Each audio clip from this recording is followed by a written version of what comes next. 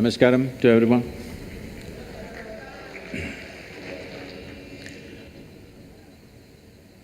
Well, why this Youth and Truth, how it came about? In the last 35 years that I've been active with people, this has been a constant refrain. Thousands of people ask me this question, Sadhguru, where were you when I was 20? You have come when I'm 60. If you had come when I was 20, I would have lived like this, I would have done this, I would have done that. I've been hearing this continuously, so I decided we'll step out and meet all those people who are below 25 in this country and also outside. That's why this Youth and Truth. This effort is… See, what we call as life essentially is a combination of certain amount of time and a certain amount of energy. Time is passing for all of us at the same pace.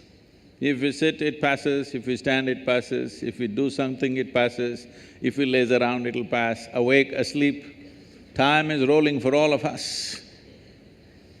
Only thing we can really manage is our energies. When you're youth, when you're in that segment of life which is called youth, you're at the peak of your energy. This is something most of the youth will not realize till it passes. That you're at the peak of your energy, life is not going to be the same way as years roll. So when this energy is at its peak, which is the only manageable part of our life, time is not manageable, it just rolls. This is the only manageable part of our life when it is raging at its peak. If we bring a certain level of clarity and balance in our life, this energy could become a phenomenal force in our life. This energy could become a possibility to unfold our genius. When I say our genius, every individual has a certain genius within them. Will they find the necessary atmosphere, necessary attitude, necessary situation within themselves and around themselves to unfold this or not is the only question. Unfortunately, I could be wrong with my percentages, but unfortunately I think not even 1% of the human population manage to really let their genius blossom in their life because they all get concerned with their livelihoods and other stuff. Very few people remain unconcerned and explore the possibility of what can be done at its peak within themselves and around themselves. So it is only 1%. My endeavor is in this generation, if we can raise this to 10%, we will have a brilliant world. We will have a phenomenal process happening in the world because after all, the nation, the world, the society are the products of human genius. Whether we live as a mediocre society or as a brilliant society is not decided by the masses on the street, but a few brilliant minds which come. If we increase the number and percentage of those brilliance, that brilliance to unfold in a society, that society will rage and flourish in a different way. In this culture, that's always been the focus. Always individual genius has been the focus because ultimately that is the determining factor. That is why we are in the universities seeing how to assist you in this process, not just learning engineering or technology, but how to unfold the greatest technology that we already have, which is human mechanism. Thank you very much for having us here.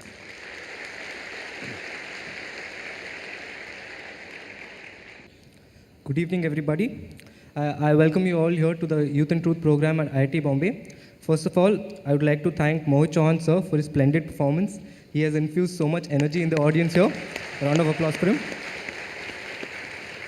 I would also like to thank Isha Samskriti and Sounds of Isha for their amazing display of raw talent.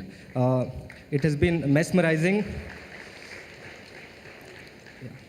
My name is Syed Saklin. I'm a PhD student, first year chemical engineering. Sadhguru, let me just say, we are honored and blessed to have you here in our presence. Now, without further ado… It's a privilege for a uneducated man to be in an educational institution, so It's perceptive. I didn't go there at the right time, so now I'm coming. So yeah, without further ado, I would like to commence this conversation with your permission. Please. Yes. So, very often in lives, we come across crossroads where we are compelled to choose between two options which were equally pleasing. For instance, I just graduated my BTech this year and I had a few options. I had options to do MS in Cornell and Johns Hopkins University abroad or to do a PhD here at IIT Bombay. My heart was leading me towards the US lifestyle, but my brain told me that this is the right thing, a PhD at IIT Bombay is the right thing for my career. But every time, I'm here at IIT Bombay, but every night when I go to sleep, I fantasize and I think about how my life in the US would have been, how, I wonder how it would have been. So when I'm at such a stage, could you tell me what exactly this conflict of interest is? What should I be doing? See, we must understand this. People are always thinking when it comes to education, career, choice of partners, marriage, at various points, what is the best thing to do? Let me tell you, there is no best thing to do in the world. Really, there's no best thing to do. Even if you take a very simple thing and put everything that you have into it, if you throw yourself into it, it could become a great thing. Is it the best thing? No. There is no best thing, because how do you decide what is best? What I'm doing is best or what you're doing is best? There's no such thing. Is spiritual process the best thing or chemical engineering the best thing? It'll be foolish even to ask that question, isn't it? It is just that if you throw your life into something, it can become a great thing. So don't look for best things because you'll waste your life always wondering what's the best thing. People come to me, they've been married for 35 years, have 3, 4 children. Sadhguru, I don't know if I made the right choice.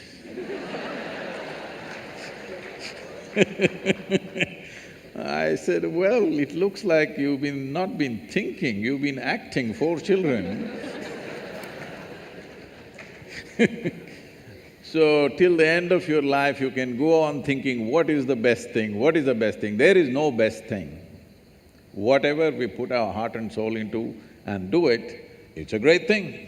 It may be a simple thing in somebody else's eyes, but in our experience, it's a great thing, and that's what we should do.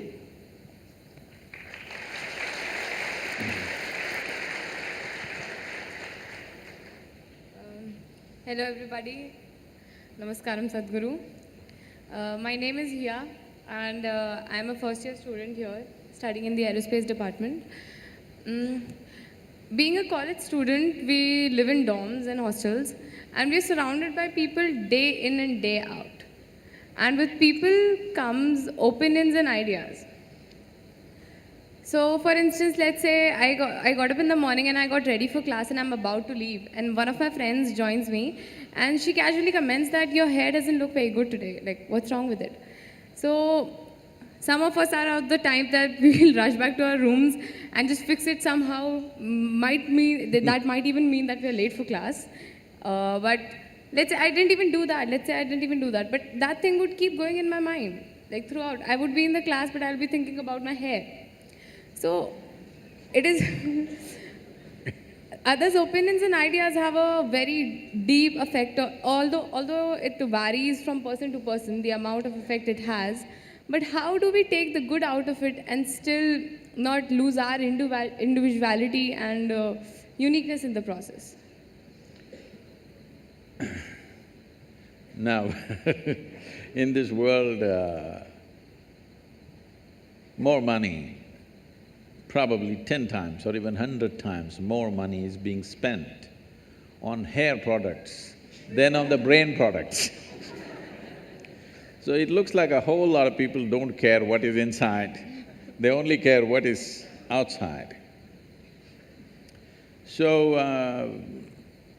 for those people who are in a certain state of their life where they need to intensely focus on something, very intensely, where they need undivided attention to achieve what they want to achieve, Normally we shave their heads, so that they don't have to stand in front of the mirror every day. See, I don't have to stand in front of the mirror. Every day I look the same. So I don't have to check how am I looking today. So when you're focused on something else, certain things get less significance. How we look, is it important? Yes, it is. To some extent, it is important in our lives. But right now, you're not going to walk the ramp, you're going to the class, okay?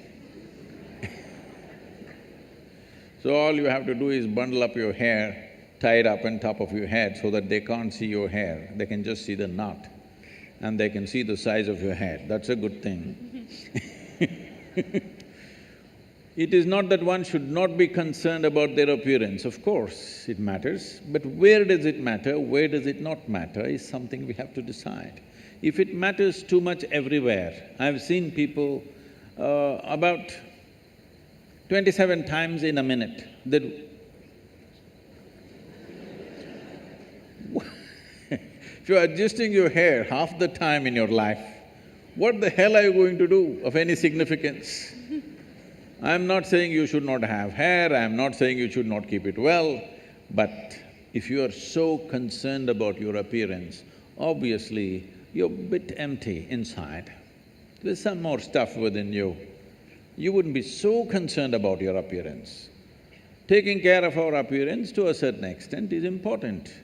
Well, if you're going into the films or you're a model or something, you have to take care of it much more, maybe.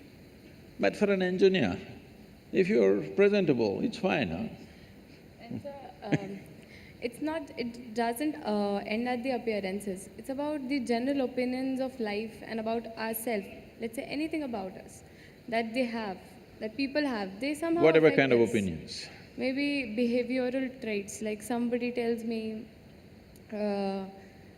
you speak very loudly, maybe. You speak very loudly all the time, why do you do that? Maybe, I mean, it hasn't happened with me, I'm just giving an example. So, how do we take… like, I was it's a about very to tell you casual your trousers are comment. torn, but I didn't tell you. There was a time when I lived in denims, nothing but denims, okay? Only Levi's. And because of motorcycling and all kinds of things, they would get torn. We had to get it from United States, otherwise they were locally not available in 60s. So we used to patch it up, but now people are tearing it up and then wearing it. So obviously the message is you don't care a hoot what other people think about you.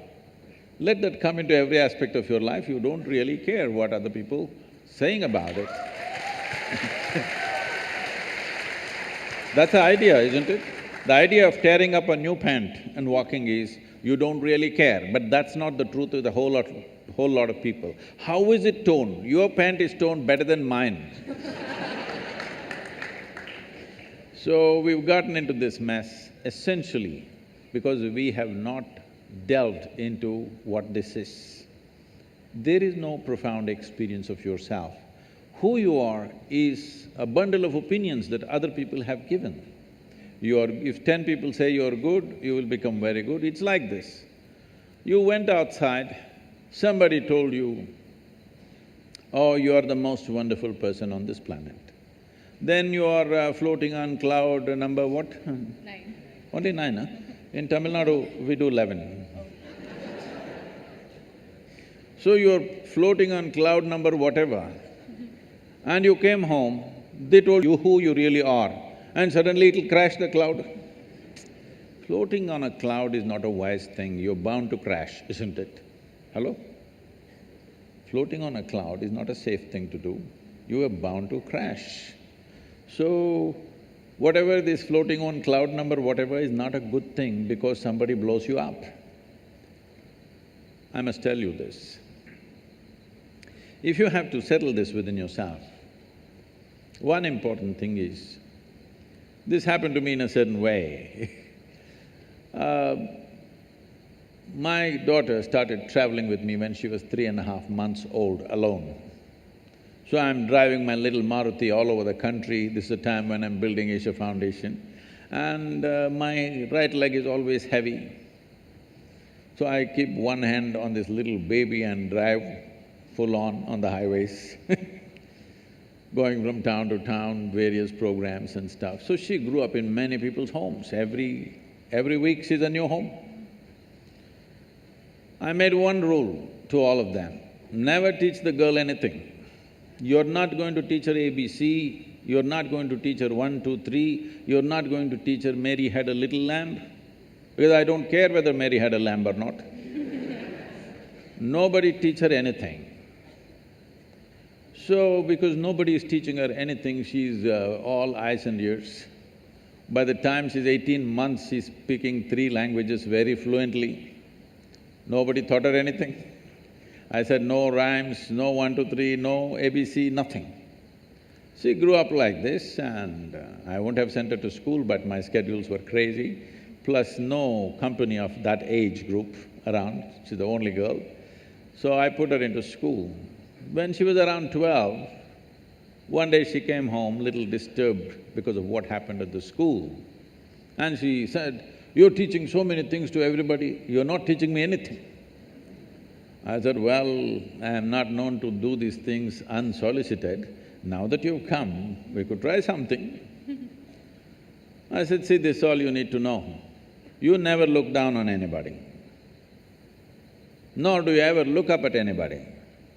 Then she looked at me like this, what about you, kind of thing.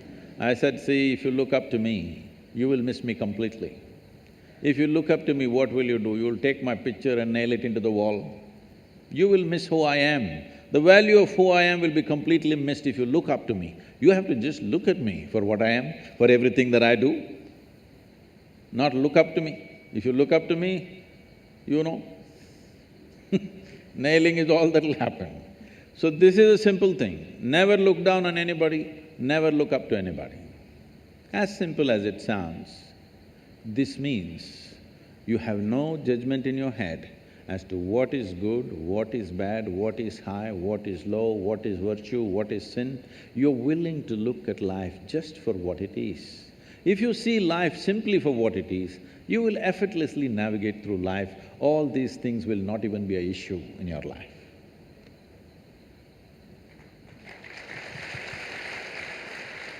I am Gaganpreet Singh, pursuing Masters in Geoinformatics and Remote Sensing in CSRE department at IIT Bombay, sir. Sir,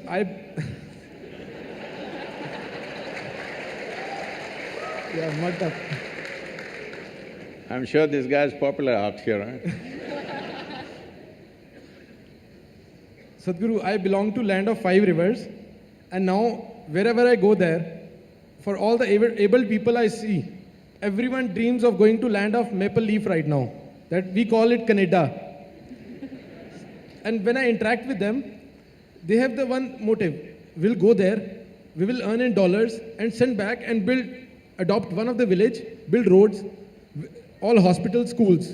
What is harm in it? Then I see soldiers, farmers, social activists, teachers who are working at grassroots level.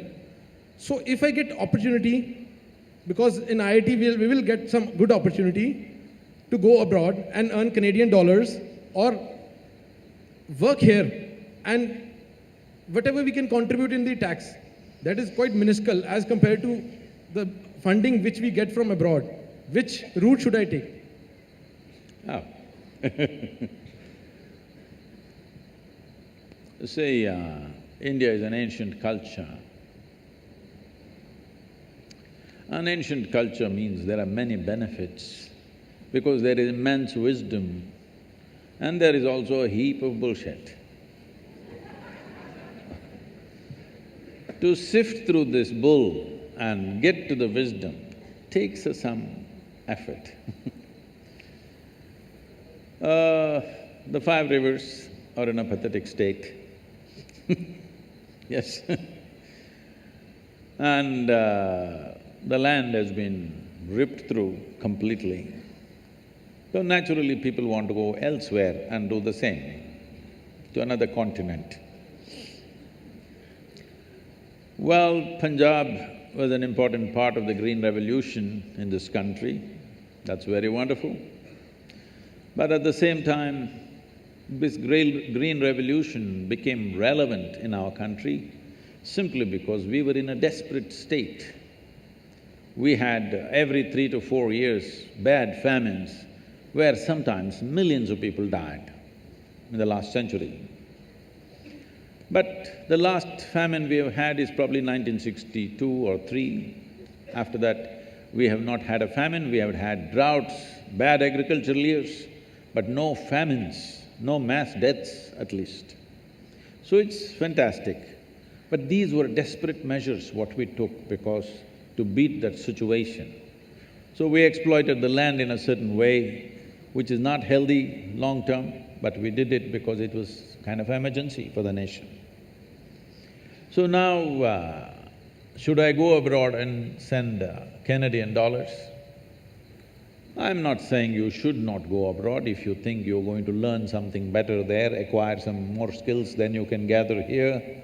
If there are possibilities, or even if you're going to work there, but don't think in terms of you'll earn dollars, then come back and build your village. That's a long shot.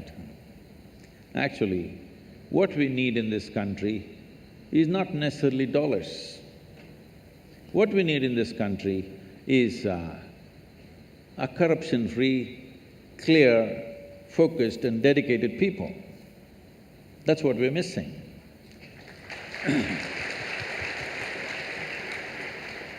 Money is there. We don't really need money from outside, really. It is just that we are constantly busy working against each other at so many levels, okay? Our energies are simply spent throwing things at each other all the time. If you don't understand what I'm saying, just turn on one of the English news channels and watch in the evening. How much energy is simply wasted, simply saying rubbish against each other endlessly.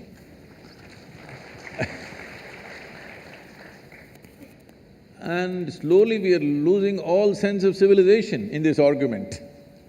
We think we are debating. No, we are just shouting abuses at each other and think we are debating. A debate means to explore, to use two brains instead of one to explore something. That is a debate. Not simply throwing things at each other is not debate. We can as well throw stones at each other. Instead of hurling abuses, at least it'll end soon. So this is going on, immense waste of energy, no cleanliness. When I say no cleanliness, I mean, a whole lot of people are simply innocent of integrity. They're not corrupt, they're just innocent of integrity. They don't know what it is. Because we are a nation who are not controlled by any moral code. Nobody told us, thou shalt not do this or that. Nobody told us. But in this culture, we managed ourselves by constantly stirring up human consciousness in every generation. Well, you also come from the land of gurus, because the idea is to stir up human consciousness rather than give you a set of morals to follow. Because morals can be subverted by anybody. But when it arises within you, it's a natural expression of who you are. So, this has been the process.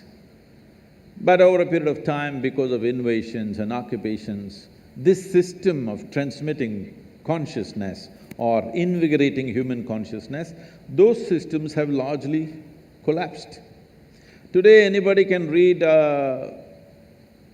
half a book, which is considered sacred, can become a guru and do whatever they want, all right?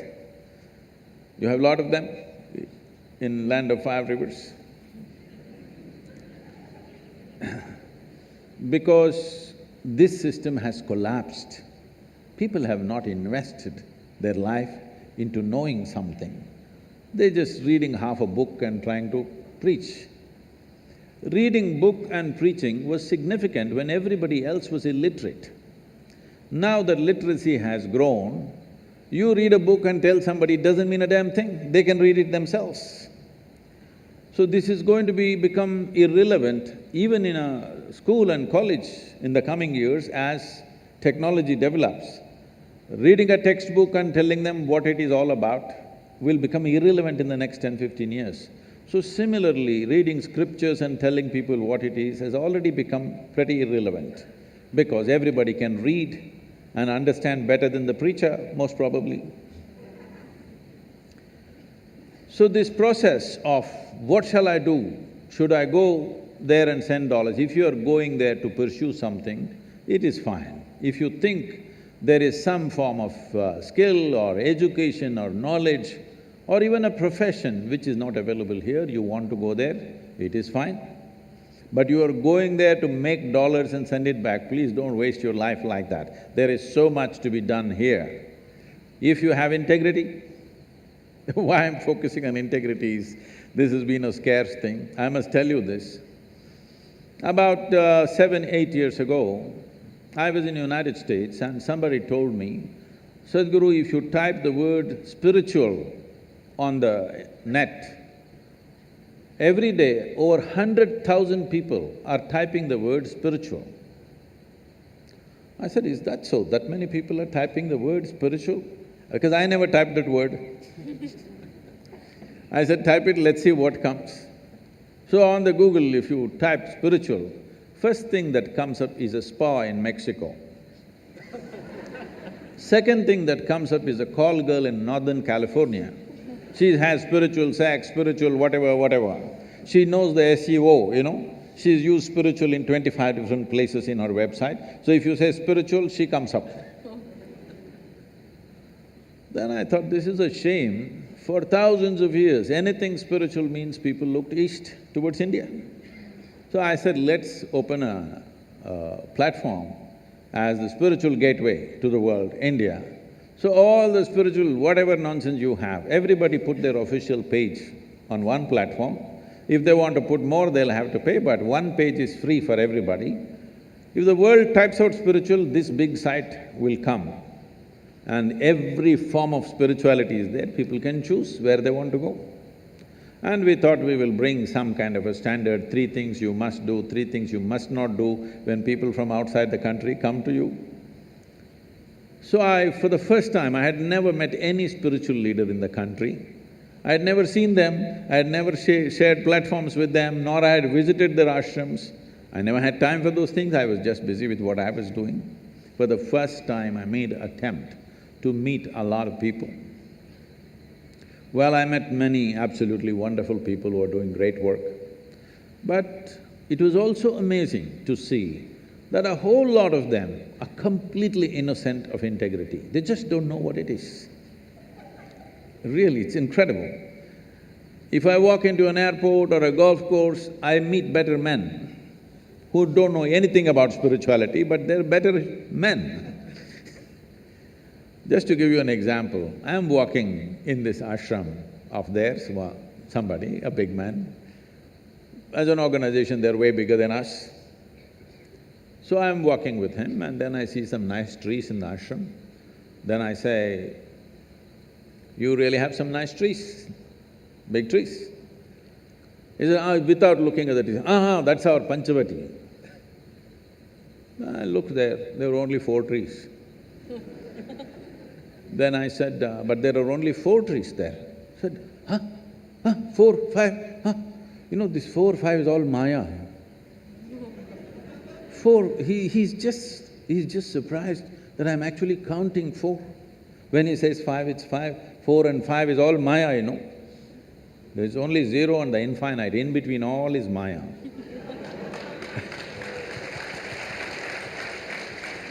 So, whether it is politics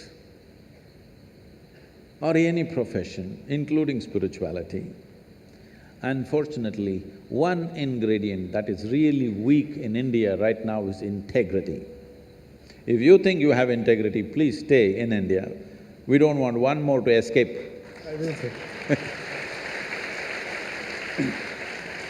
Sadhguru, I spend lots of time on my phone, ridiculous amounts of time. It helps me with my notes, it keeps me updated with my calendar and connected with the entire world. But the more we depend on it, the more it replaces our menial tasks. Now, technological advances are so steep and rapid that it is predicted that one day humanity will pass through a time period called singularity. It is that time period when machines will be intelligent enough to devise machines which are more intelligent than them. And this will happen recursively. So my question here is, do you think that these technological advances which are happening will ultimately cause mankind's doom? Not necessarily. See, you must understand, 100 years ago, how many things we had to do with our body, and today how many things we have to do with our body has come down 10,000%. What do you think? At least. Because everything had to be done using human muscle. Now, if you press a switch, everything will happen. You have seen in all those period movies, two guys will be standing next to a Maharaja and doing the fan. See, all those guys hanging there. Huh? Like this, so many things. Every time something new came, people felt threatened. Who are doing that panka job, they felt threatened, their jobs will go away. Of course they found something else now. Nobody is doing panka anymore.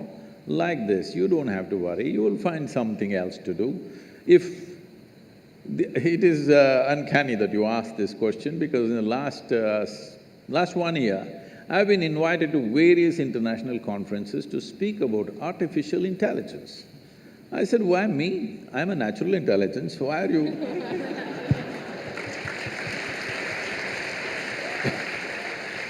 Why are you calling me to speak about artificial intelligence? Their whole thing is, these are all I'm talking about top-level people, scientists and others.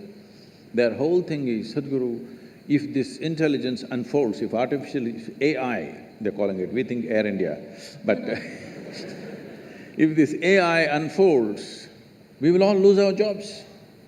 I said, how fantastic, find an AI like that for me, so that I lose my job and I'll just live.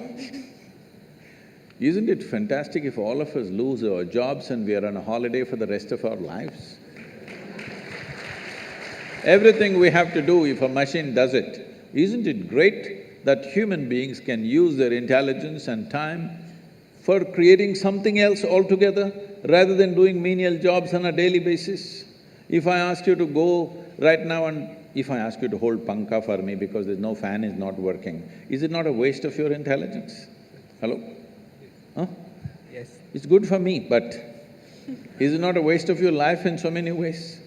So similarly, it's a waste of life right now that most people are thinking how to earn a living, how to earn a living. God damn it, even an earthworm is earning a living, a grasshopper is earning a living, a bird is earning a living, every other creature is earning a living. With such a big brain, what is a human being concerned about earning a living? It shouldn't even be a thing. But right now, human problem is, it's not about earning a living. You want to earn living like somebody else, then there is no end to your life. You want to earn a living for this life, there's really no problem. I want to live like you, now this is a problem. This is an endless pursuit. This is not going to end at any time. See, the most affluent nations, why does a human being seek affluence? Either an individual or a society. Why do we seek affluence? At the first level, it's a choice of nourishment, that you can eat whatever you want. That's the first step of earning money. The next step is a choice of lifestyles. Now countries like United States, you're only going to Canada, huh? Countries like United States have a choice of nourishment and a choice of lifestyles. But 70% of US population is on prescription medication. With such a choice of nourishment and lifestyles, they should have at least, if not the most conscious and wonderful, at least been the healthiest population on the planet, isn't it so? Their healthcare bill is $3 trillion. People estimate by 2030, their healthcare bill could be anywhere around $7 to $7.5 trillion. Already it is bigger than our economy. One thing that can sink that nation is the healthcare bill. So, just affluence is not going to help. So when artificial intelligence comes and does all the things that we want to do, that we are no more concerned about earning a living, every human being on this planet, their living is taken care of, I think human genius will unfold.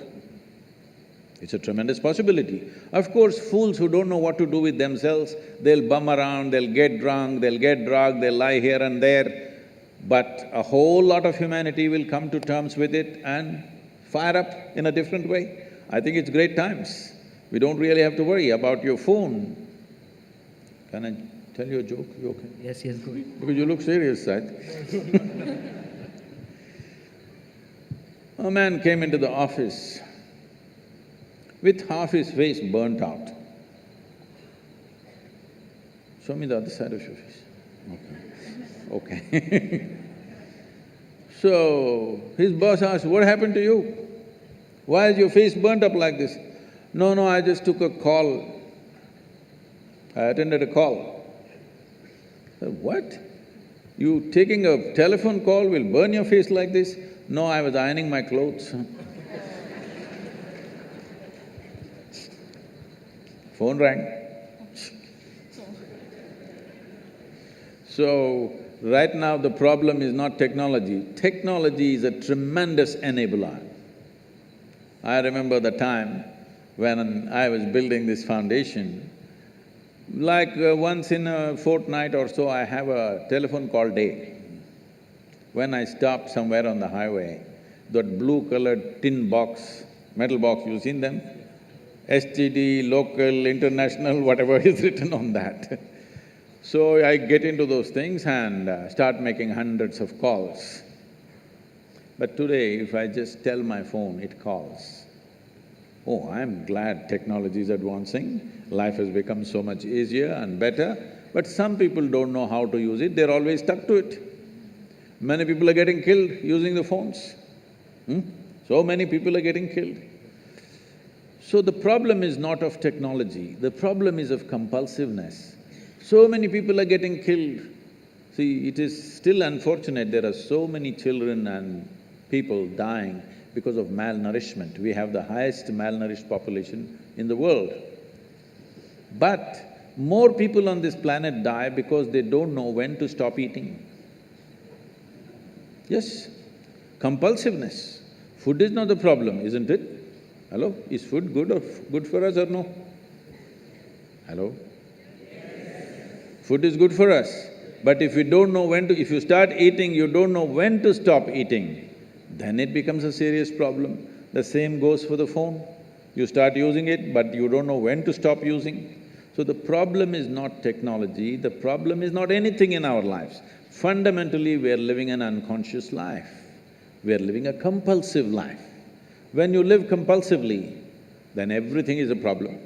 There's no one specific thing which is a problem, everything is a problem. All the great, wonderful things that come our way become serious problem in our life simply because we do it compulsively.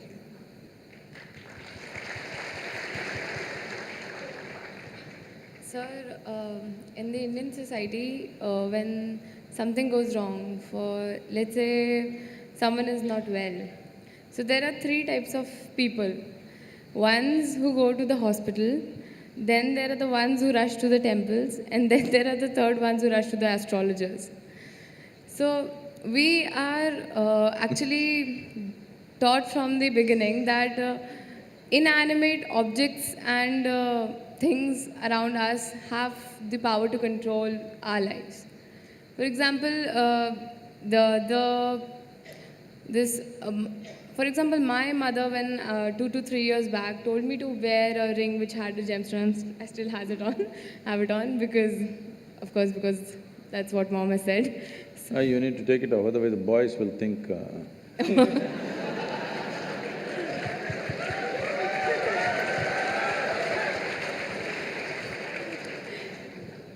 But good luck, you keep it in the pocket. If it's on your finger, they will think you're… So that's another issue to it, but I really do not understand Like, how can an inanimate object control so much going on in my life or in anybody else's? Or can it really do that, rather? See, human life is made in such a way, particularly human life. For all the animals, nature has fixed clear-cut path, what they can do, what they cannot do. Their lives happen between two lines. They cannot go below that, they cannot go above that. Within that they live. That's why they look so sure and certain, and they're peaceful. Once their stomach is full, they're all peaceful. Do you see this? Hello? Are you on talking terms with me or no one? Do you see all the animals, once their stomach is full, they are peaceful. But human beings are thinking, or they're being taught that peace is the ultimate goal of life. A buffalo, full stomach, he sits peacefully. And for you, that is the ultimate goal, what a shame. What a buffalo can do with a stomach full of grass or whatever else he eats, you have to hold it as the ultimate goal. Is it not a shame, I'm asking you?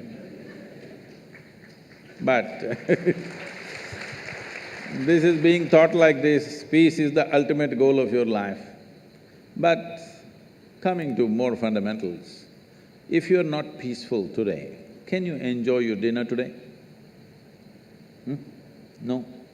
Can you just enjoy walking down the street? Can you enjoy the company of a few people around you? No. If not ecstatic, at least you must be peaceful to enjoy anything in your life.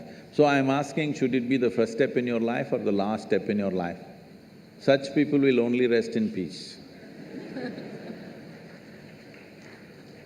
Now, do other things have influence on us, particularly inanimate objects? The gems and the diamonds and things like that, and also the planets. See, the nature of the planet has a certain influence on the life upon it. You will see on full moon days and new moon days, many animals behave in certain specific ways, simply because they're influenced by it. You know the whole ocean is rising. When ocean, which is millions and millions of tons of water, is able to rise, when 72% of your body is water, you think it won't rise at all? It does.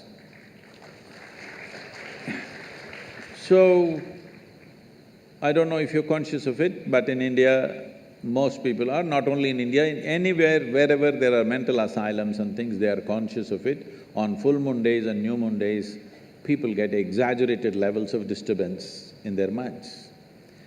So people think new moon and full moon will cause madness. No, that's not the truth. If you're very loving, full moon day you will become more loving. If you're very joyful, on a full moon day you will become more joyful. If you're a little crazy, you'll get little more crazy. Whatever is your quality gets little hyped on that day.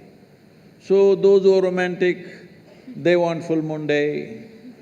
Those who want to meditate, they want full moon day. Those who are a little mad, they don't want full moon day. Essentially, it's hyping things up a little bit. Of course, today there is another kind of textbook science which is going on, which doesn't observe anything except what happens in the laboratory. These people are going on saying, this is all rubbish, this, that. No, if you pay attention to your own body, you will know, without looking up, without looking at the calendar, you will know when is full moon day, when is new moon day, by yourself, simply if you pay sufficient attention to your own system, because it's visible in your system. Certain behavior is there. But with a human being, the problem is, or people seeing it a problem, any possibility, if you do not explore that possibility, in your eyes, it looks like a problem. What is a problem is always a possibility, isn't it? You don't like it? No, if you're not willing to say yes, no, something, you can at least say, What is a problem is always a possibility or no? What is a possibility? If you do not explore it, if you do not realize what is the possibility, it seems like a problem to you. So, do inanimate things have impact on you? Yes, if you allow it, because this is the human predicament that who you are is not determined by nature, it is left open for you.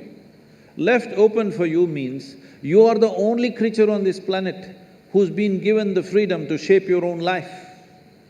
Is it a small thing? This is a product of millions of years of evolution that today, after all these creatures from a single-celled animal, after these millions of forms, here we are sitting, this is the only creature which can shape its own life the way it wants. Every other creature has to live by the laws of nature. We can shape our own lives. It is this freedom that human beings are suffering.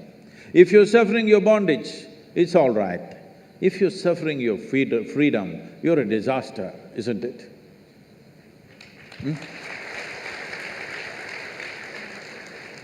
You're suffering your bondages, you're chained to something, you're suffering that, understandable.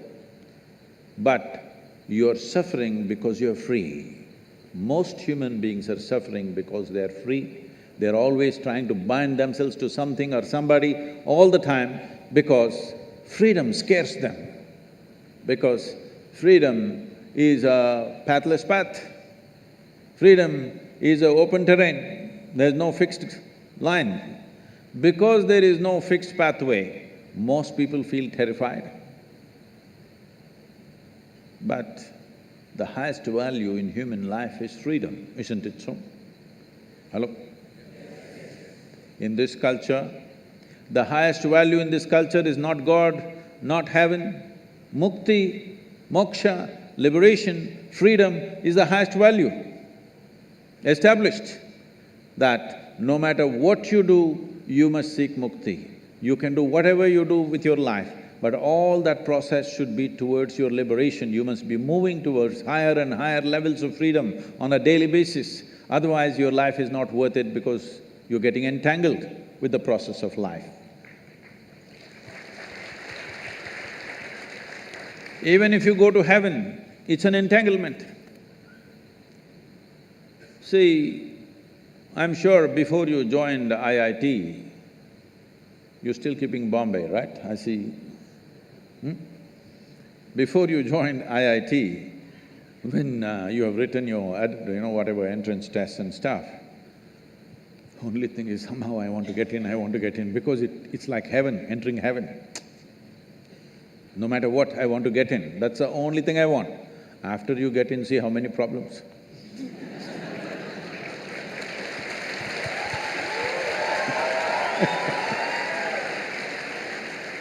I'm asking you a simple question. Being on this planet, do you have any proof that you are not already in heaven and making a mess out of it? Huh? Do you have any proof? Suppose you took off from the solar system and looked down at the solar system, whatever these 12, 14 planets and satellites and works. Does planet Earth definitely look like a heavenly body among all these?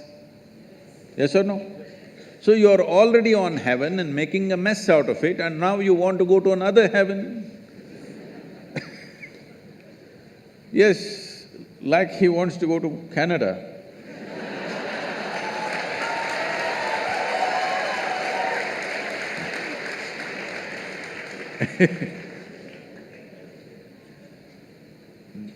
This culture does not value heaven, does not value God, values only freedom. We want to be even free from the creation and the creator. Mukti, moksha is the ultimate value because this is not a philosophical value, this is not a religious value, this is something every life is longing for. Only thing is, most human beings are short-sighted that they long for it in installments. See, whatever people are seeking right now, if they have nothing, they will say, if I get 100 rupees per day, Shiva, that's all I want, that's a prayer. 100 rupees fell. 100 rupees, fine, fine, fine, 3 days, 100 rupees, fine. Fourth day, only 100 rupees, Shiva. What's the problem with you? Are you so stingy? At least 1,000 rupees a day. Okay, 1,000 rupee note, is it in legal tender, 1,000 rupee note? Huh? No, no, okay, 2,000 rupees fell. I don't want to get into trouble with that. Where is 1,000 rupees falling for Sadhguru? Where does he have? No, no, 2,000 rupees fell. You asked for 1,000, 2,000 fell. Wonderful Shiva, fantastic. After 10 days, only 2,000 rupees. It doesn't matter how much it falls, something more, something more, something more, isn't it? This is not about money. People think it's about money. People think it's about wealth, power, pleasure, love, knowledge. No, these are all different currencies. Essentially, you're looking for expansion because you feel suffocated. If we keep you in the same place for too long, you feel suffocated, you want expansion, you want to be something more all the time. Yes or no? Always something more. If I make you the king of this planet, not just Canada, if I make you the king of this planet, will you settle with fulfillment? No, you will look at the other planets, you will look at the new galaxies. So there is something within a human being which wants to expand limitlessly. That means it wants to be free, nothing else. Looking at this carefully, observing the nature of the life within, that it wants to expand in a limitless way, the only thing it is longing for is to become boundless. That means it's seeking freedom. That is why in this culture we established the highest value is mukti or moksha, which means liberation or freedom, not heaven, not… because heaven is just another place, maybe little better accommodations, but same trouble after some time, isn't it?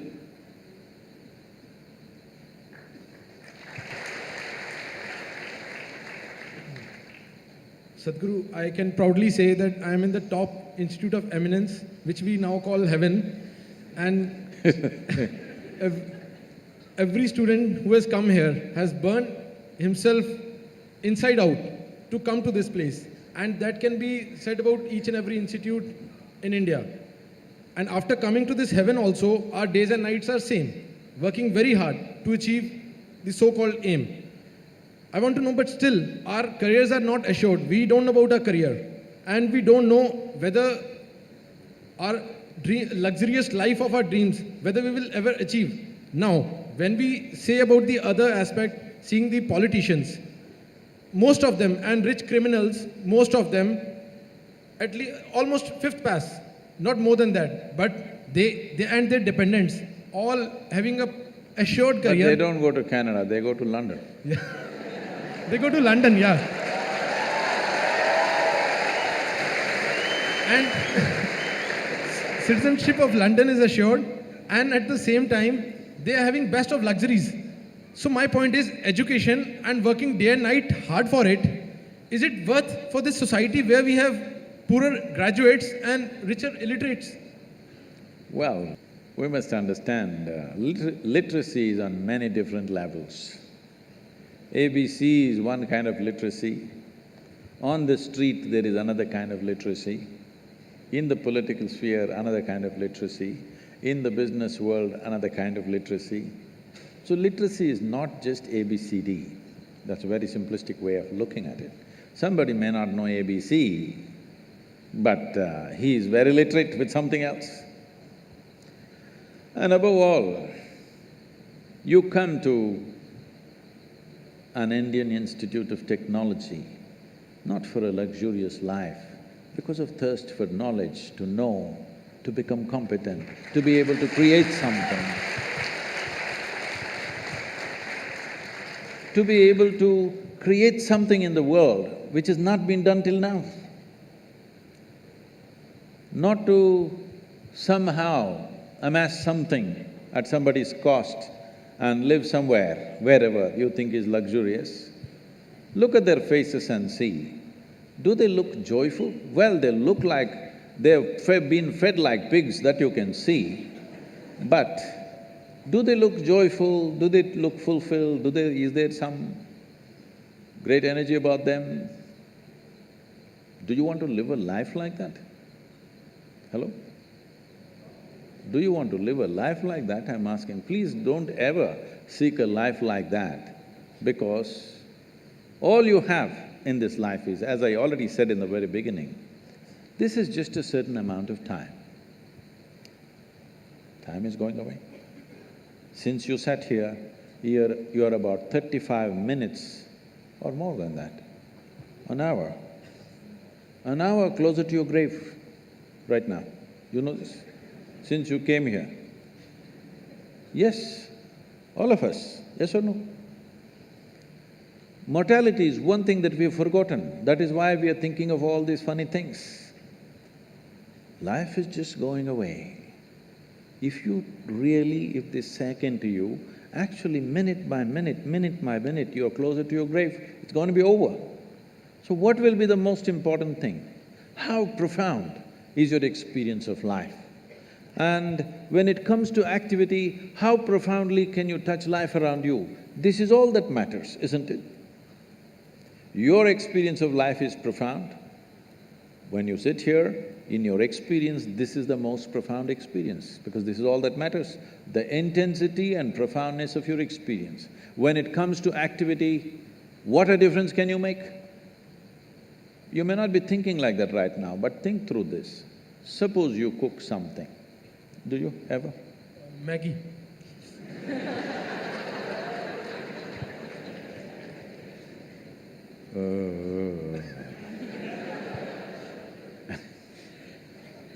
He's on MSG or something, huh?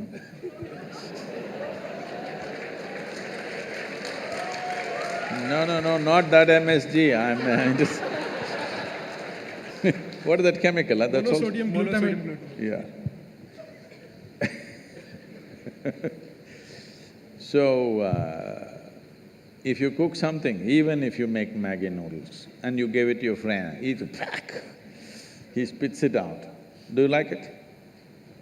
If he eats and says, "This is fantastic," then you say, "Oh, nice." Because for even doing the 2-minute job, it's 2 minutes, right?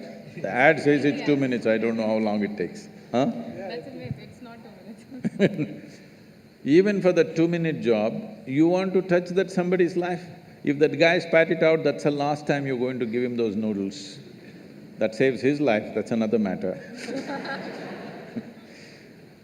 So if you build something, let's say you built a hall, people look at this and say, "Oh my God, terrible," and nobody wants to come into this hall. You want to build such a hall?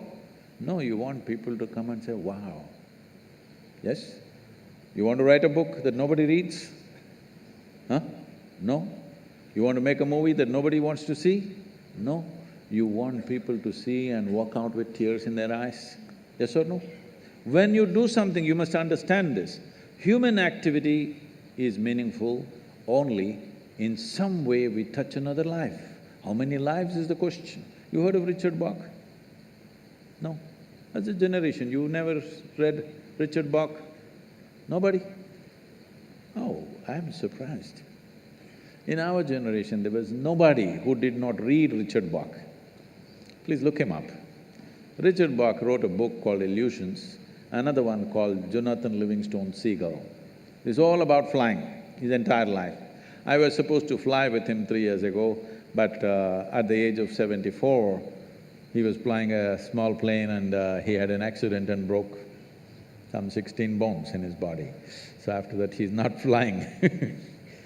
So, his entire life was about flight, and all his books are about flight and how flight relates to our life.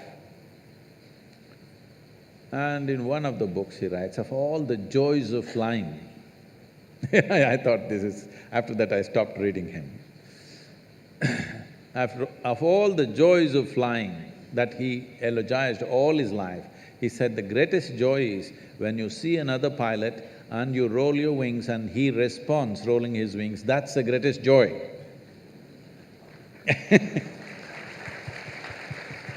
After living an absolutely adventurous life, this is the greatest joy, because touching another life always is like that. Whether it's music or dance or cooking or writing a book or building something, everything is because it touches another life, it matters, isn't it? A criminal does not touch other people's life like that. You have two ways to live. That is, people are joyful because you're here, or people will be joyful because you're gone. There are two ways to live. Please, what will you choose? First one. First one. People are joyful because you're here. Yes, Yes. that's good. So, about somebody is living better than us, I'm saying you should not even look how somebody is living, because it's a bloody brief life, believe me. Before you know what's happening, it'll be gone. You may not think so right now, you think you have a lot of time on your hands. But if you intensely get involved in something, before you know what is happening, life will be gone. Because it's such a brief life. Have you noticed on a particular day, if you're very intense and joyfully involved in something, 24 hours just pass off like a minute? Is it so? Another day you're a little depressed and looking around at everybody. That day, 24 hours feel like a eon. So time is a very relative experience. Only miserable people will have a long life, because in misery, time stretches itself. But if you're living an intense and exuberant life, poof, it'll be gone. 100 years will be gone like that. Shall I bless you with a long life? No. Even if you live to be 100, it should feel like you lived for 2 days. And that's how it will be. That is how it will be if you focus on creating something worthwhile. But if you're looking at other people, who is wearing better clothes, who is driving a better car, whose house is better than mine, if you look at this, your life is ruined, because forever somebody will be wearing something better than you, somebody will be driving something better than you, somebody will be living in a better home than you. Yes or no? Forever you will become enslaved to that nonsense. Don't ever start your life like that. All of you, you're being empowered through education. You must think in terms of, what is it that I can create? What can I create in this life? Don't worry about how to earn a living with so much education and this many cerebral cells. You think earning a living is a problem when an earthworm does it?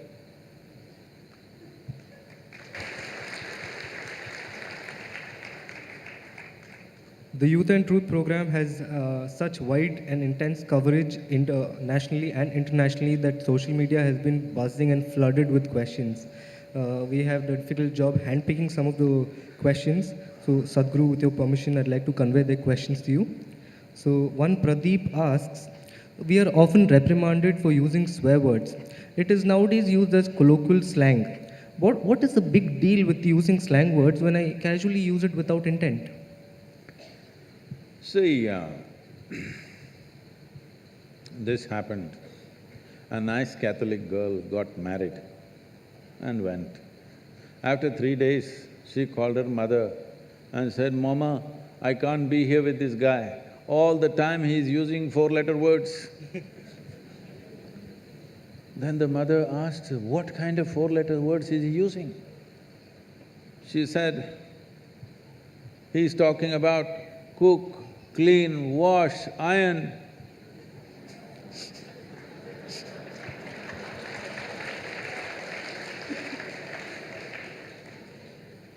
So, what is wrong in using words?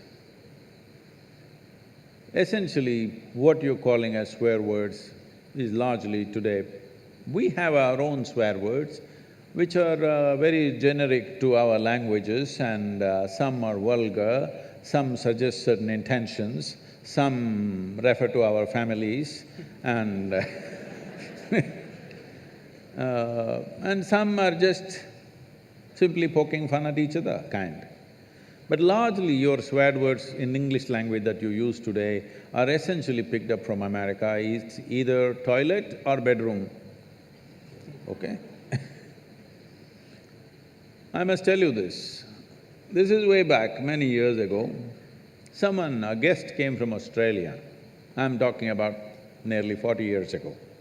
A guest came from Australia and I'm supposed to take this person around in Mysore. You know, Mysore is a touristy place. You're from Bangalore, huh? It's a touristy place, there are many places to see, so I'm taking this person on my motorcycle. If I ride hard, I hear in my ears, shit. Then I think, what? If I brake, shit. They see something beautiful, shit. If the food is very spicy, oh shit. I was thinking, why this person whole day chanting shit like mantra?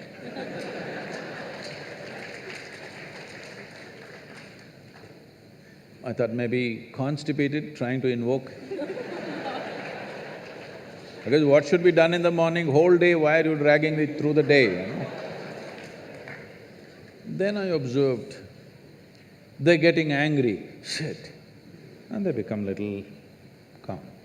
Oh, then I thought, oh, it's working for them, I should not disturb this, because I don't believe in disturbing anything that's working for anybody. If it's working, let's leave it. So I just thought through this.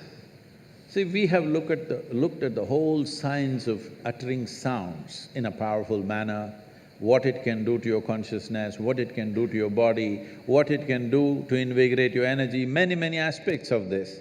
And then we say, Shiva. With the necessary preparation, if I make you utter this one sound, you don't have to believe in any god or anything, just the sound. It'll blow your brains out.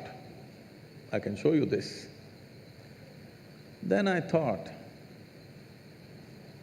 shit, shiv. Oh, we arrived at it scientifically, they somehow got it.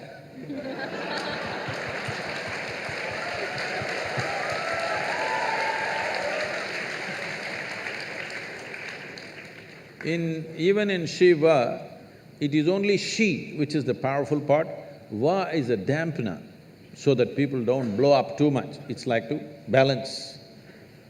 Instead of Va, they put T. I thought it's okay, it's working, so why? Because usually when they keep saying too often, the T doesn't come, they say shh. So even me, when I say Shiva, the word doesn't really come out, it's just shi. So I thought it's okay, what does it matter? Then immediately some people got very… this thing, Sadhguru, you are saying Shiva and shit are same? Highest and the lowest? I said, see, this high and low is all your business. But as far as your mind is concerned, in case your vocabulary is stored in an alphabetical order, Shiva and shit are close together. You cannot store Shiva here and shit here. You don't have such a capability. I don't know how it is stored in your mind. Suppose it's alphabetical, they are right next to each other, so you can't separate them. So the question is not about what is good, what is bad, what is right, what is wrong. The question is, will it work everywhere? If you keep shitting all over the place, is it going to work for you? That's a question. So it's all right among young people, you're saying shit everywhere, but now it's come to in United States, it's come. Even the top administrators are uttering these words just like that. In the international community, when they utter such words, it's finished in many ways, okay?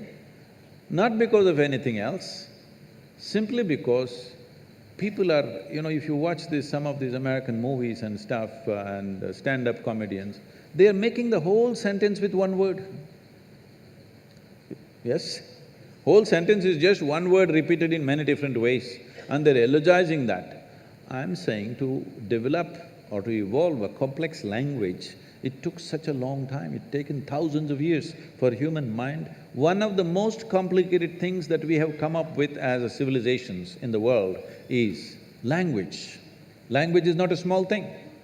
That way in India, we have 1,300 languages. How much genius must have been there that right here you speaking Marathi, somebody speaking Telugu, somebody speaking Kannada, somebody speaking Konkani, and for thousands of years, though you lived side by side, you maintained your literature, they maintained theirs, like this they managed.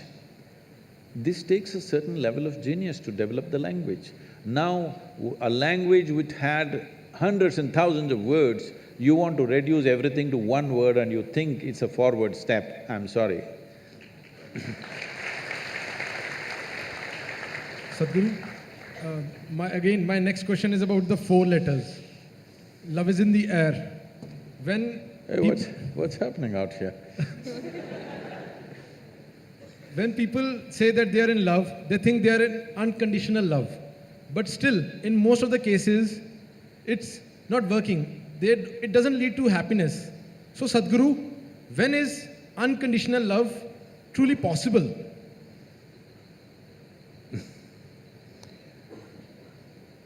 When you say love, your experience of love means you feel certain sweetness of emotion within yourself. Either by looking at this person or this person or this person, we don't know who stimulates this in you. It doesn't matter who helped you, but essentially it happened within you, isn't it? Yes? Did it happen only within you or was it in the air? I'm trying to clear this air. Combination of both. Really? It was in the air? No, it only happened within you. Maybe what was happening within you was so exuberant, you saw it everywhere. You are in love, you thought the flowers bloomed for you, the birds are singing for you, the clouds are moving for you. Huh? All right, I don't want to destroy all the romance, okay? But essentially it's happening within you.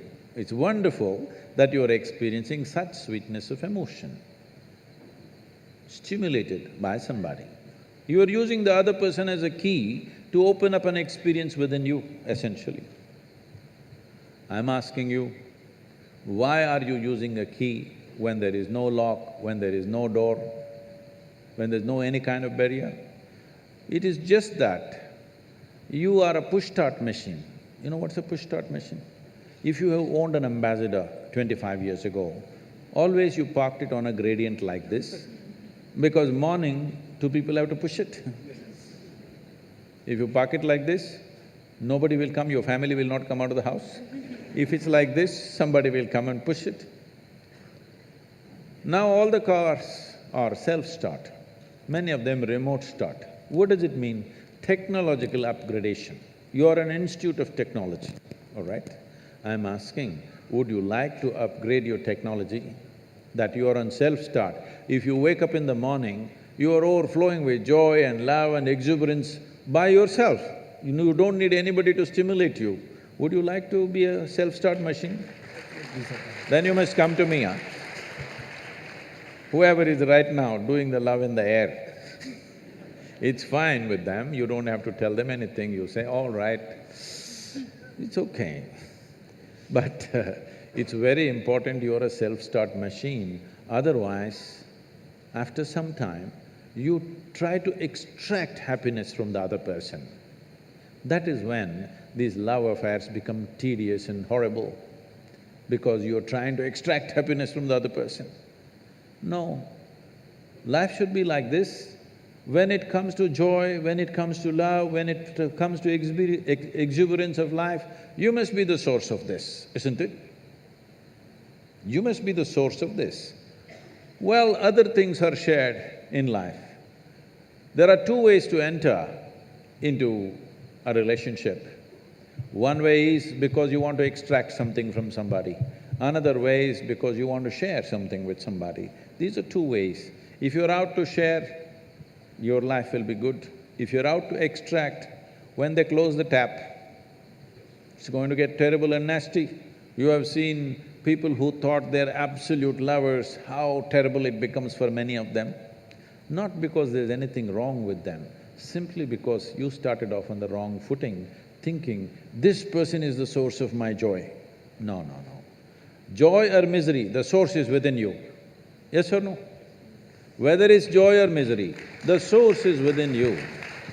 It's for you to decide. If you're a joyful human being, they will also want to be with you. If you're a misery, they will endure you for some time. Shall I tell you a joke? Are you okay? Please, Sadhguru. On a certain day, Shankaran Pillai was walking in a park in the evening, sunset time. He saw a young, pretty-looking woman sitting on a stone bench. You know the park benches? He also went and sat down, settled down on the same bench. After some time, he moved little closer. She moved little away. He allowed a few minutes and again moved little closer. She moved little away. Again he moved closer. Now there was nowhere else to go for her because she was at the end of the bench. She pushed him away. Then he waited for 2 minutes, just the sun to get to the right angle. Then he went down on his knees and he said, I love you. I love you like I have never loved anybody in my life. You know, a woman is a fool for love. And the sun was setting. If it was middle of the afternoon, she wouldn't believe a damn thing. Sun was setting, the ambience was right, and she kind of yielded. Nature took over, things happened between them. Then he looked at his watch, it was 8 o'clock in the evening. He got up and he said, I need to go, I need to go. She said, where are you going? You said you love me. He said, my wife is waiting, I need to go. So, I love you for a whole lot of people is like that, you know, open sesame. You want to get something, maybe your needs are physical, psychological, emotional, financial, social, or we don't know what else. You have needs to fulfill. So you use this mantra and it works. Half the time it works, okay? I'm saying it's important. It is important you know the joy of being loving. Because sweetness of emotion is needed for you if you want to take really big steps in your life. If you do not have sweetness of love in your heart, believe me, if you try to take big steps in the world, particularly in India, you will end up frustrated and go to Canada.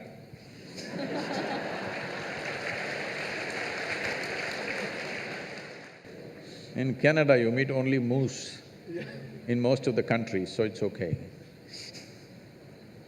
So now I would like to open the forum to the audience so that if they have any questions, they can ask Sadhguru directly. So let's start with the audience questions for now. Sadhguru, namaskaram. Myself, Pratiti Sarkar. I'm a PhD student here in IIT. Sadhguru, every time we have some submission, me and my friends would plan in advance and we would try to stick to it. But somehow, ultimately it happens that we end up finishing it in the very last minute. So before I used to think like why I wasn't starting it early or why I couldn't finish it early. But then I realized that almost everyone around me is doing the same thing and everyone is procrastinating. So my question is then, what's the reason? Why do we knowingly procrastinate? See, the longing that you had when you wanted to get into the institute, you have not maintained that longing. Please sit down, it's okay. You have not maintained that same level of longing. How badly you wanted to get in. If you maintain the same level of longing, you would prepone everything that you're doing. Slowly, you slacken up and other things interest you, education sinks down a little bit. If you're doing something that you really want to do, will you prepone or postpone? Will you prepone or postpone? You'll prepone. If love is in the air, will you prepone or postpone? Prepone, surely. Prepone. So in a way, intellectually, knowledge is a love affair. It's really a love affair. If you get involved, it'll become much bigger love affair than emotional love affairs. So if you conduct your education like a love affair, that you're really involved, then you will always prepone, not postpone. But if you finish too early, that means your faculty is not setting you tight enough time. They must set more stringent time, because this is the time of your life where you have to learn how to stretch yourself physically, mentally, in every possible way. Otherwise, life will crack you when you go outside, unless you find a government job for yourself. Otherwise, anything else you take up in your life, if you do not know how to physically and mentally stretch yourself without breaking, then life will break you somewhere. So, education time, the time of being youthful, is not a leisure time. Unfortunately, this may sound like this, a little difficult for you, but you must come and visit and see how it happens. These children came and performed here just now, the Kalari, and we have a home school. All these are 7 days of the week school. We have planned 4 to 5 days in a month as activity days which the children won't know. Someday, it will be, instead of academics, it'll be some other kind of activity. But those activity days are more intense than the academic days. When you're growing up, when you're young, you should not be thinking about leisure. Unfortunately, this culture from United States has come, what is that, TGF? Thank God it's Friday. So if you're going to enjoy only weekends and weeks, you're going to suffer. That means you're doing something that you have no love for. I'm asking, why the hell are you doing it? Why the hell are you doing something that you don't care for? Because it's your life. Your life is just a certain amount of time. If you're doing something that you don't care for, that means you don't even see that your life is precious, isn't it? I'm asking, is your life precious? If it's precious, you must invest it in what truly matters to you. If you invest it in what truly matters to you, you will always prepone, not postpone. You're also TGIF? Namaskaram, Sadhguru. I'm Lavanya. Thank you for coming to our campus today. Very Little, excited. if you can hold it like this, Like, you've seen Lady Gaga like this. Ah. Is that good? Yeah. So I'm very excited to have you here with us. My question is, when I was growing as a child, both my parents were working, and there were times I was feeling lonely and very miserable. Although my parents did give their part of comfort to me, there were times I was feeling lonely on the inside. And what can our future parents, or what can we do to our kids to not feel the same way? Thank you. Well, in India, this is the first generation where women have stepped out to work professionally. Otherwise, because we were largely an agricultural community, women worked, but in and around the house. And if they went somewhere to the field, they took their children and went. So always, like you see ducks and chicken, if the hen goes, behind that the chicks run, like that children were always running behind women. So she was always doing her work and still managing and tending to them, and there was a certain cohesiveness to that. But today women are going to the office or to the factory or to some other business, so they can't take their children there. This is the first generation of women who've stepped out. So in the society, we still don't have arrangements, proper arrangements, where children can be properly tended to. That system, that facility and that arrangement has simply not happened in the society yet. I hope it happens quickly because it's very important. It doesn't matter whether it's a biological parent or somebody else, but children need a loving, caring atmosphere. It's very important. Just putting nourishment into their stomach is not the only thing. They need some attending to. Somebody should smile at them, somebody should laugh at them, somebody should do something with them, play with them. This is very needed, otherwise children will grow up a little sick in their head. It is not necessary only a biological mother should do it, but there must be a committed person doing this. It's very, very important for the child. Unfortunately, in this society, we still don't have those arrangements. Namaskaram, Sadhguru. I want to know that when a student steps into college, all of a sudden he or she gets access to a huge amount of pornographic material, which so far was off limits for him or her. And in the process, he or she enjoys that, and as we said, he or she experiences heaven on earth. But and we even have nicknames for those people who overdo it. They masturbate. We overdo it sometimes. So how do we know how much of that is good or bad? And so can we have the truth about masturbation? Oh, looks like a popular question, eh?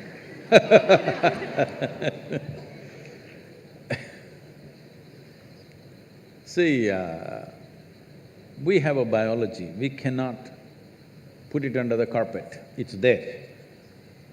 It's best we address it for what it is. But right now the problem in the world is because certain religious institutions in the world took this attitude that the very biology of the human being is wrong, because of this, culture started hiding it under the carpet. Well, in this culture we never had it, but after the British came and left, we became more prudish than the British. But before that, if you look at our temples, all the outside temple art is all pornographic, if that's what you want to call it. But we don't call it pornographic, we are only talking about the various dimensions of human biology. Because we don't see it as wrong, but we see it as the periphery of life. If you stay there only, you will stay on the physical dimension forever, you will not explore anything else. So in the temple, always it's the periphery. You are supposed to look at that and understand it's the periphery of life and try to make an attempt to go deeper, but at the same time not to be in denial of it. Not to glorify it or not to be in denial of it is the most important thing. But in your college, watching these things on the whatever, your internet or whatever, people tell me that somebody told me, I don't know if these percentages are correct. When I was asking, what is the content? I was trying to understand the internet and its content. What is the real content on the internet? They're telling me, you should know, they're telling me 70% of the content on the internet is pornography. Is it so? Is it so? You must be the expert.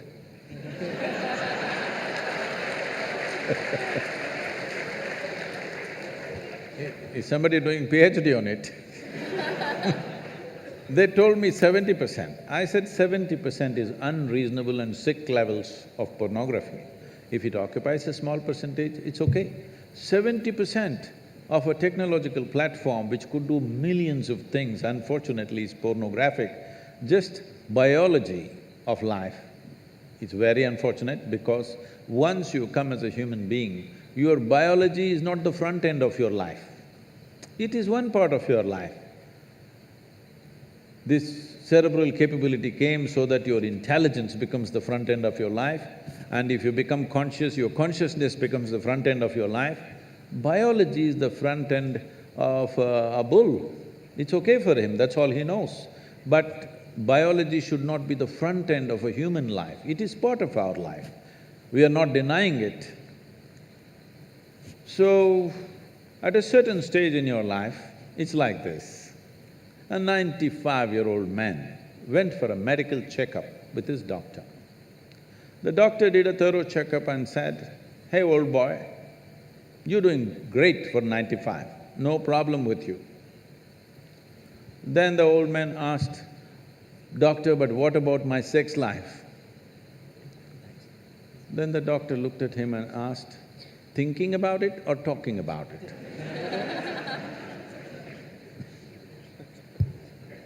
So at different stages of life, there are some times you only think about it and talk about it, there are some times you indulge in it. These are passing phases of life. How much of it is needed for you, you are the best judge. But at the same time, you came here not to explore your biology. At least you should have gone to MSc in biology. You shouldn't be wasting your time in a technological institute exploring biology. Does it mean to say you don't have biology, you don't have biological needs? You have, it's fine, but it must be on the periphery. It should not become the core of your life because it will reduce you in the sense a creature which was purely biological evolved into a place which has an intelligence of its own beyond its biology. See, animal intelligence works for its biology alone. How to get its food, how to get its mate, this is all its entire life is. If human intelligence also functions like that, you are bellying the evolutionary process. You are seeing how to go back, take the evolutionary process backward, not necessary. This does not mean you do not have a body, body has its needs, as there is physical hunger, so there is sexuality.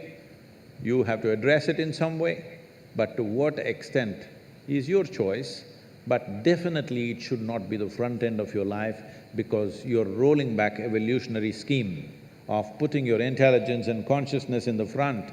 Instead of that, you're putting your biology in the front.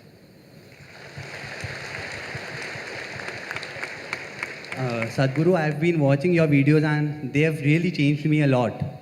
So today, sir, Sadhguru, I'm a guitar player and I'm doing engineering. I'm in second year.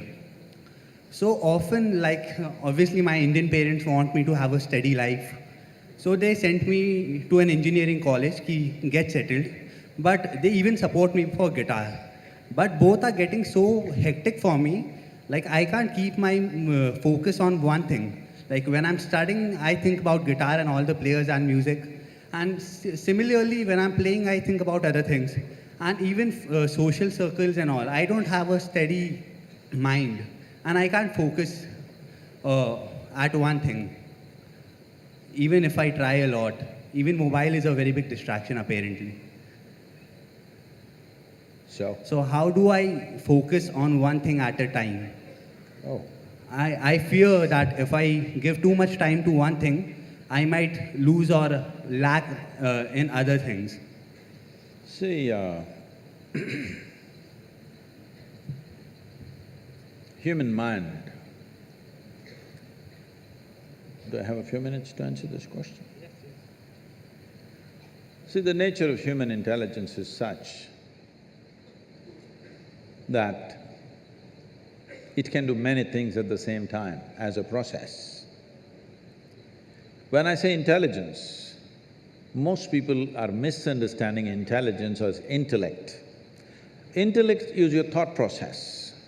Thought is just one dimension of your intelligence. Thought is only happening because of the data that you have gathered in your mind. You cannot think about anything for which you have no data, isn't it so? Isn't it so? Isn't it so? Yes. You're getting sleepy? Because usually we put children to sleep at 8. So, human intelligence is made like this. In the yogic way of looking at life, we look at human intelligence as 16 parts. Out of these 16 parts, we can, for the sake of understanding, we can see it as 4 segments. These 4 segments are buddhi, ahankara, manas and chitta. Buddhi means the intellect. Intellect, when it comes to your intellect, would you like a sharp intellect or a dull intellect? You must choose, I'm going to bless you right now. Sharp intellect.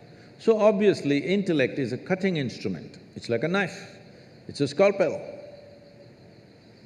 It's good for cutting. If you want to dissect something, you need a good, sharp intellect. But suppose you want to sew something, all you have is a knife. If you sew with a knife, you know what'll happen?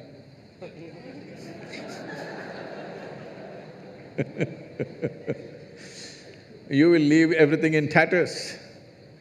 But right now, this is the way we are going about because our education systems are focused just purely intellectual basis. This is a cutting instrument. If I want to really know you, shall I dissect you? Hello? I want to know you, so shall I dissect you?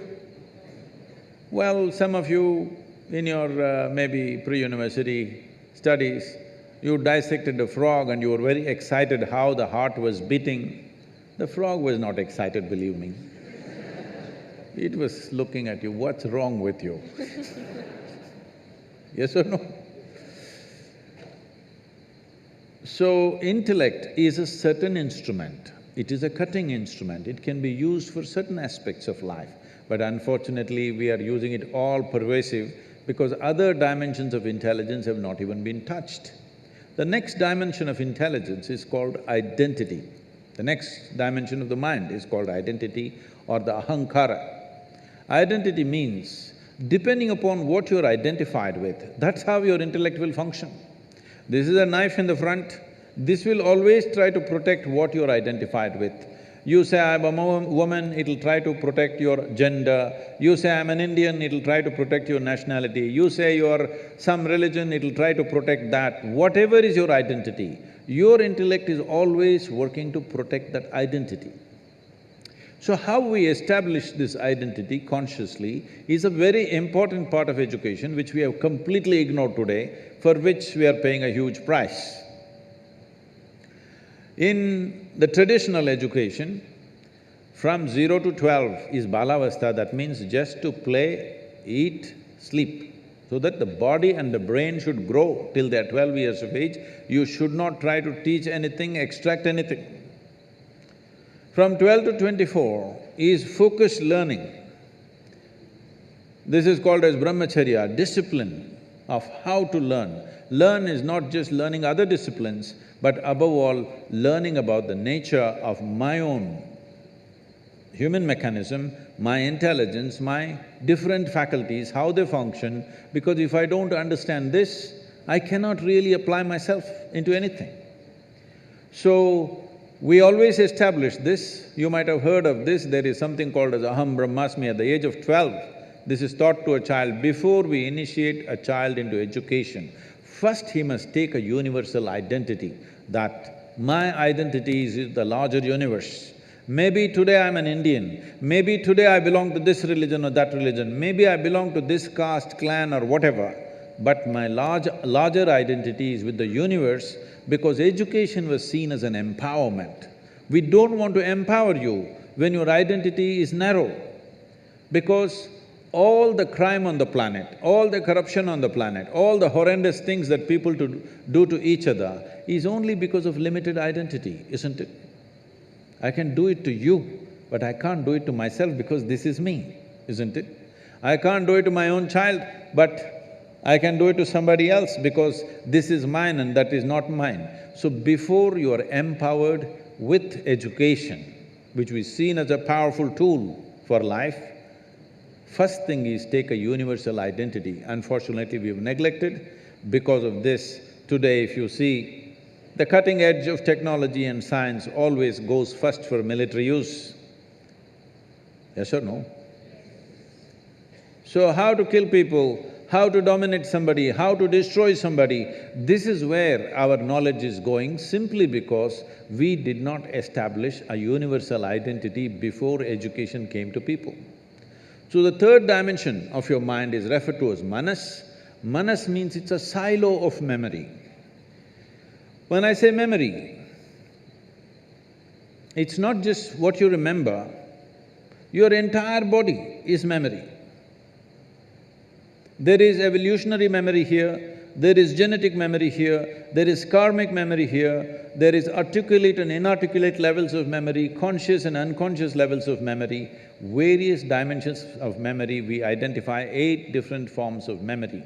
Right now, you may not remember how your great-great-great-grandfather looked like 10 generations ago, but his nose is sitting on your face. Body remembers, yes or no? Body absolutely remembers everything. So this memory is the basis of your intellect. If we take away the memory or de-link the memory from your intellect will become without activity. This is one important dimension of yoga that we understood, that if we… See, if you want to continue the knife analogy, the intellect is like a knife. The hand that holds the knife is identity. Knife is useful or dangerous depending upon not on the knife's quality, but the hand which holds it, isn't it? If you're identified one way, this knife will poke you. If you're identified in a different way, this knife can save your life. So the same knife every day saves lives and sometimes takes lives, depending upon who holds it or which hand holds it. So we de-link the manas with the intellect. Now, intellect simply there, without intention. So essentially, yoga means this, to build an intensity within you without intent. Right now, I want to become an engineer, I want to become rich, I want to make money, I want to be this, I want to be that. You become goal-oriented.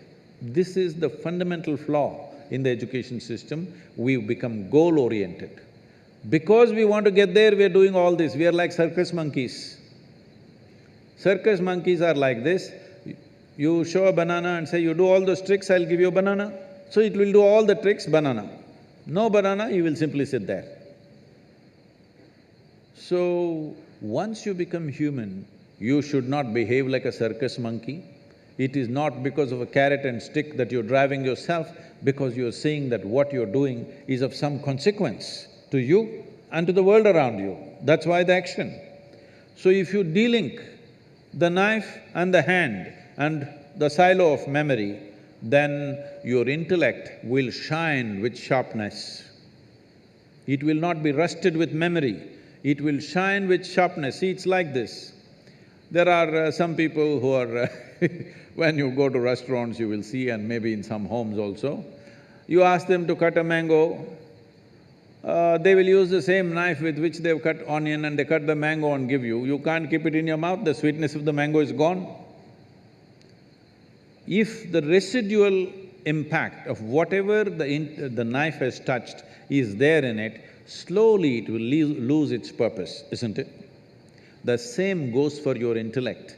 If the memory sticks to your intellect, after some time, it'll become a useless intellect because it becomes a highly prejudiced intellect. So, the entire yogic system is about this, to dissolve your identity and simply sit here so that your intellect will shine like a razor without any intent. Intensity without intent, if it comes into your intellect, you can do 25 things at the same time, just like that, okay? People keep asking me, Sadhguru, you have been busy the whole 6 months, not a day's break, then how did you write this poem? How did you think about this? How did you come up this plan? How did you design this one and that one? I have 12, 14 tracks running all the time, I just initiate and leave, they will run by themselves. See, when a computer is able to process something, if you feed and leave, it processes, isn't it? Isn't this a better computer than anything that you have ever used? Hello? Only problem is you did not read the user's manual for this one. You must read the user's manual. So just listening to videos is no good. We can teach you a simple practice. You start the practice of de-linking the intellect from the memory at least for a few minutes a day, you will see your intellect becomes super competent. I want to ask you that what is logic and why it looks as logical? Means because whenever I start thinking, means it seems that means this is logical and this is logical. But when I do the maths, so there is a ambiguity. So if it is logical, then why it is not coming through the math? Or the second question is how to express means of myself. The feeling which I have don't have words. So how to create means of words for my feeling that, yeah, means what I actually feel, and means how to understand the others, that what is going on in me. Okay. That's it. Uh, See, whether somebody else understands what's happening within me or not is not the issue. Whether I perceive what's happening within me or not is the main issue. Whether this person understands me or not is his problem. The question is, what's happening within me, is it clear to me? This is the important thing. If it's clear to me, whether I find words for it or not, doesn't matter. About logical and illogical and the mathematic, even the mathematics is only logical to a certain point. That is why they came up with calculus. It's quite illogical. Yes or no? So because they want to explore dimensions of existence which don't all fall into simple logic, that is why we came up with mathematics, or the type of mathematics that we are doing right now, which is not really logically correct, but it articulates certain aspects of the existence. So, instead of worrying about what is logical, what is illogical, life is absolutely illogical. Material is logical. So only handling material aspects of life, we have to be perfectly logical. When it comes to other dimensions of life, it's not logical. And in fact, all the most beautiful aspects of your life are not logical. If you try to logically find expression to every dimension of your life, you will feel silly. Suppose you fall in love with somebody and you write it in prose, you will look stupid. But you write in poetry, suddenly it's beautiful, because poetry allows illogical expression, prose does not allow illogical expression. So you cannot do illogic in arithmetic or geometry, but trigonometry is there, illogical. So, in every sphere of life, people have understood that logic has its limits, and they have found ways to explore life through means which are not necessarily 100% logical. Your logic fits into this life perfectly well, but don't try to fit the life into logic, it doesn't fit. Thanks for giving me this opportunity. I want to ask that when we are roaming on the street, even the dog also not happy, and we are also not happy. Please hold this little closer to you, yeah. It's quite safe. Mother Nature gives us a brain, but we are responsible for everything, to take care of plant, birds, but we are not taking care, even we are not happy for ourselves, and not we are keeping happy to the Mother Nature. So what we have done for our life means it's our responsibility. Mother Nature give to a responsibility to a human, to us, to take care of everything, but we are not taking care, and not even we are happy. Okay. Thank you. I don't know where you saw an unhappy dog, it must be a Mumbai dog.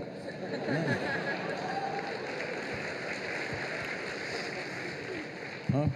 Must be a Mumbai street dog, where too many vehicles and things are moving around. Poor guy, he's just surviving day to day. Otherwise, dogs are happy if their stomach is full. They're really very happy. Go in the villages and small towns and see, they're just romping around happily. As long as they're well-fed, they're happy. So, human beings also, not that everybody is unhappy, there are happy people and unhappy people, they always were, still are. We are seeing how to increase the percentage of happy people so that we can live in a joyful world. It's out of my greed that I'm incessantly active in the world, because I want to live in a joyful world. But a lot of people looking like carrying a end of the world expression on their face, as if the world is going to end today. Especially if the world is going to end today, it's time to be joyful, isn't it? So, we are living irresponsibly for sure, for various reasons we are like this. For us in this country, we have an enormous culture, enormous. No nation on the planet has 15,000 years of history and culture.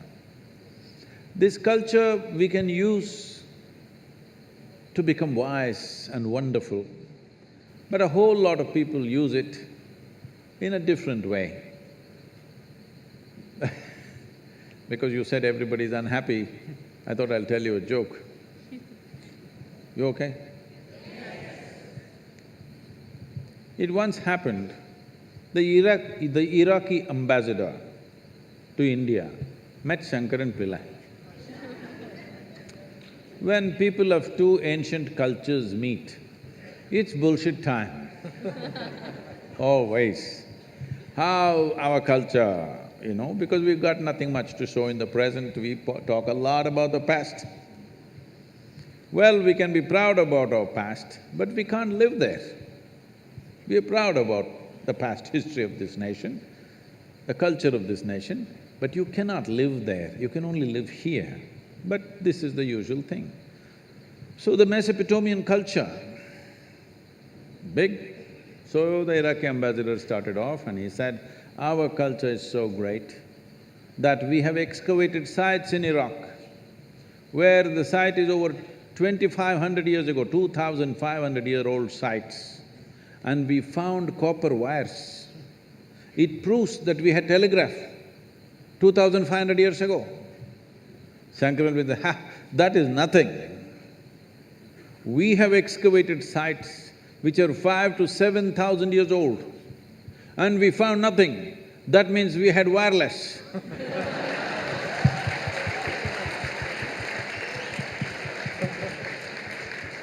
Because we are engaged in debates like this, we are not taking care of many immediate things that we need to take care of, how to keep our street clean, how to keep our city clean, how to see that everybody is fed well. We are not taking care of this because we are little in the wireless state. Thank you very much.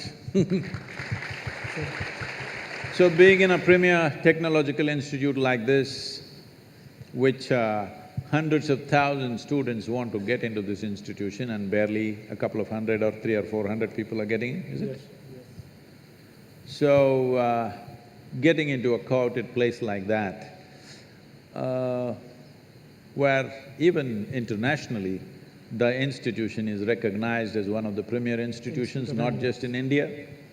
So when you're in a place like this, it's my wish and my blessing that you must really acquire knowledge, and knowledge is no good unless it is dispensed with love and compassion in the world. Just pure knowledge without love and compassion, without involvement in life around us, can become a very cruel force. Technology is the best thing that's happened to us and the worst thing that's ever happened to us, unfortunately. You have to make sure that technology is the best thing that's happened to us in the coming generation. The previous generations, all of us, have used technology in a negative way. Yes, we've made bombs, we've made pollution, we've made terrible things. It's for you to create a wonderful world with the knowledge that you're garnering here. Being here in this premier institution, do not forget, so many would like to be here, but you're here. Please make use of this and create something really fabulous for this world. Thank you very much.